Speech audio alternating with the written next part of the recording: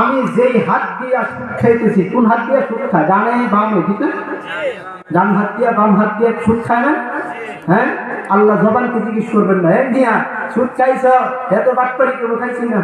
আল্লাহ কইবেন আল-ইয়াওমা নাখতিমু আলা আফওয়াহিহিম ওয়া তুকাল্লিমুনা আইদিহিম ওয়া তাশহাদু আরজুলুহুম বিমা কানু ইয়াকসিবুন। আল্লাহু আকবার। আল্লাহ বলতেছেন কিয়ামতের ময়দানে যদি জবানকে জিজ্ঞেস করে এটা বাটপারি করবে, এটা কি করবে? বাটপারি করবে। সূরা ইউনূসের মধ্যে আল্লাহ বলে দিতেছেন আল-ইয়াওমা নাখতিমু আলা আফওয়াহিহিম, মুখের মধ্যে তালা মারা দিব, তালা মারা দিব। যেই বুড়া আঙ্গুল দিয়া, শাহাদাত আঙ্গুল দিয়া টাকাগুলা গুনছে, 500 টাকা নোট, 100 টাকা নোট বুঝছেন, ওই আঙ্গুলে বলে দিবে আমি এই পরিমাণ সুদ খাইছি। বাটপারি সিটারির সুযোগ আছে? আছে? সুযোগ আছে?